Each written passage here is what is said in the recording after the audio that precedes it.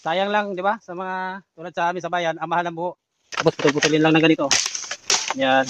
Kailangan yung pinagputulan, tamak mo dyan sa puno. Para pag sunog, pati yung puno masusunog. Yan, ganun. Gusto kasi magpatabas ko, ganito yung proseso. Dahil na mabagal, basta sigurado. Yan. Matalas kasi itong buhay, kailangan maingat ka rin siya. Pagputol nito. Di ba? Yan lang sa unti-unti. May ipon yung ano, nilinisan mo. Sa tuwing punta ko dito. Kaya may nalinis na ako dito. Yan. Sa tuwing nagpupunta ako dito, naglilinis ako. Kasi excited na ako na mataniman ito eh. Halos kulang-kulang 1 hektarya ito eh. Kaya siguro sa tag-init, maumpisa ko nito patabas lahat. Magwala ako ng tao para sa pagtatabas dito. Kasi maraming mga tao dito na eksperto sa pagtatabas nitong mga kabuuan.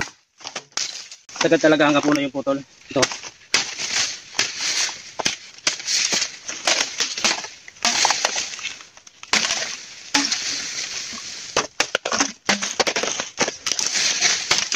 Kailangan kasi pag nagtabas ka nito, masunog po talaga. Kasi pag hindi mo sinunog yan, ito matagal pa naman mabulok.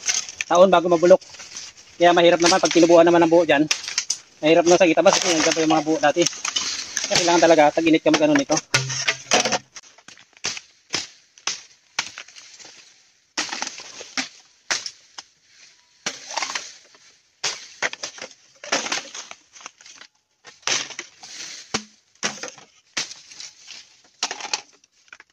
Yan, siguro pag nag-farm dito na ako mag-vlog kung okay lang, kung hindi nag-gustuhan yung beef natin.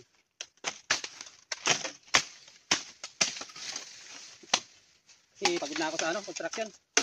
Dito maganda, wala tayong amo. Yan.